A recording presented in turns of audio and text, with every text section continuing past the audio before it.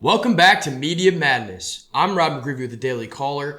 Today, we're going to watch Joy Reid's brain short circuit as she's confronted with logic, of all things, over Socialist Mayoral candidate Zohran Mamdani winning the New York City Democratic primary. Let's get into it. Eric Adams, too, and his willingness to, I guess, in the words of Mamdani, stand up to Donald Trump. There's no one happier after Mamdani and his family than Eric Adams tonight, because everyone over 50 years old who remembers Times Square in the 1970s and the 1980s when you couldn't walk through, it was all pornography and crack and muggings and rapes and robberies. Everyone who remembers that is going to vote for Eric Adams. The New York Times, who didn't do an endorsement, did say, please don't vote for Mamdani, as did the Daily News, as did the New York Post. So anybody who knows how bad New York can get all came out against Mamdani, because a 33-year-old with zero experience running anything except a little office with 5 employees should not be running the city of New York. Donald Trump is president of the United States. His experience was being on The Apprentice. He's head of the panic. This is all these people have, the Joy Reids of the world. Donald Trump is bad. That's her retort for literally everything. She's coming back at a point about Zohran Mamdani, a mayoral candidate in New York City, an election that has absolutely nothing to do with Donald Trump. Her answer to any point being made about Mamdani is, all right, but Donald Trump is bad too. This guy is coming at her with a point about the New York Times not endorsing Mamdani, insisting that the city does not vote for Zohran Mamdani. And she says, okay, but Donald Trump is also inexperienced.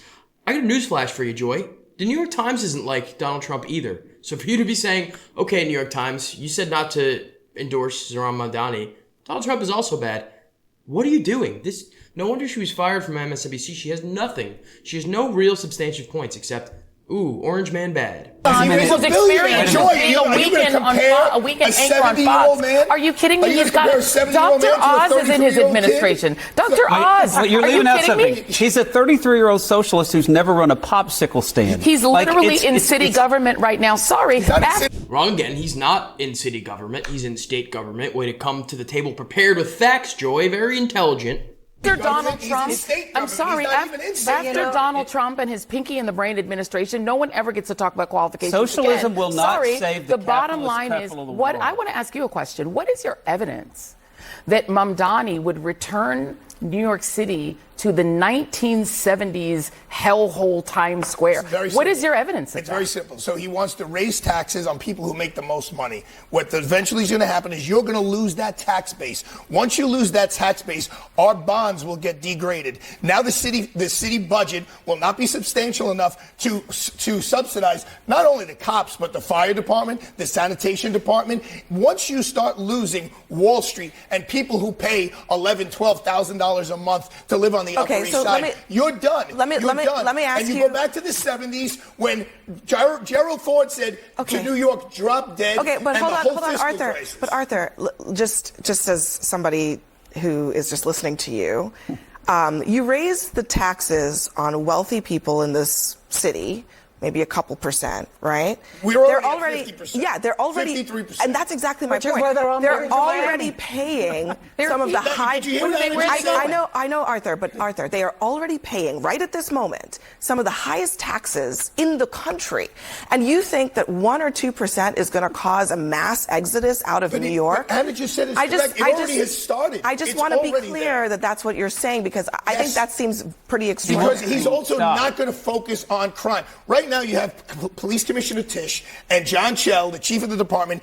Crime in the city of New York right now is set to break all records as the lowest ever in recorded history for shootings and murders.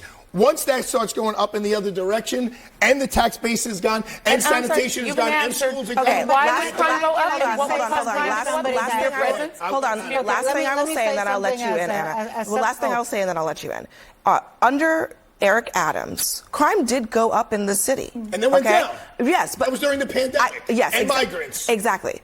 But I'm just being clear. Crime has already gone up in New York, and it has come down. So even when crime went up in New York, there was perhaps some departure, but there was not a collapse of the tax base in New York City. Okay, Anna, go ahead. Okay. There hasn't necessarily been a mass exodus yet, but if you look at the statistics, New York is already, if not number one, I believe in the top 3 states where the biggest exodus is coming from, where people are leaving the most, and that's before a socialist becomes mayor and raises the tax 2, 3, 5, 10%. Okay, so I am not a New Yorker. I live in Miami, where we don't have 50% tax rate.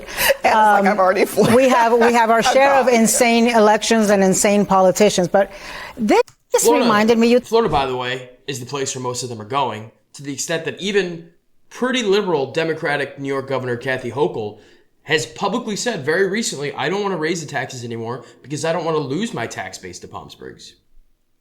Dinkins election. To me, this reminded me of the AOC versus Joe Crowley election, where there was this establishment sacred cow who thought that because of his name and because of his pockets, he could walk into it. And there was a young upstart who put a lot of leather and a lot of footwork and boots on the ground and did it. And so, I would say when it comes to New York, do not underestimate the sweat of these folks. And by the way, he won. I'm not underestimating. I would just say this. And I would not have voted for him. If you were saying that Eric Adams is the person who's loves this result the second most compared to after Mamdani. He'll be the anti-Mamdani. But I will say this. The people who hate this result the most are the Democratic establishment. We have seen poll after poll after poll showing Democratic voters fed up with their leaders in Washington, fed up with their leaders in government. And all of a sudden, Andrew Cuomo, who 5 years ago was leading those COVID, press conferences, was this guy who was held up in such high esteem. And now all of a sudden, the best he can do is what, 37%? 62%. If you'll notice there, after Arthur Aidala very succinctly and professionally lays out all the reasons why Zohran Mamdani would lead to a rise in crime, Joy Reid is silent. And this is not a woman who's historically silent. This is not a woman who has very patiently waited her turn to speak. Her brain short-circuited. She had nothing left. There is no comeback for logic that involves, oh, Trump is bad, Trump this, Trump that, orange man bad. She's got nothing. She brought nothing to the table. Taxes are going up. Crime is going up. People are leaving. What do you say, Joy? Nothing. Nada. Zip. There's only so far that the argument Trump is bad can get you. And I'm super curious to see how national politics, how the far left evolves their arguments in the future when Trump is gone. I mean, is J.D. Vance bad? Is that going to be the next new thing? I don't know. She's bringing up, oh, Dr. Oz doesn't have experience. He's a TV host. Pete Hegseth. What does that have to do with New York City elections, Joy? Please, I would love for somebody to ask that. I would be very curious to know what Joy thinks. What is the one-to-one equivocation between Dr. Oz and Pete Hegseth and Zohran Mamdani versus Andrew Cuomo? Joy, if you're watching this, please let me know. I'd love to hear from you. Folks, that's all we got today. If you enjoyed the content, please give us a like on YouTube, subscribe. If you're watching this on Twitter, we'd love for you to repost it, share it with your friends. We will be coming to you every week with more Media Madness. See you next time.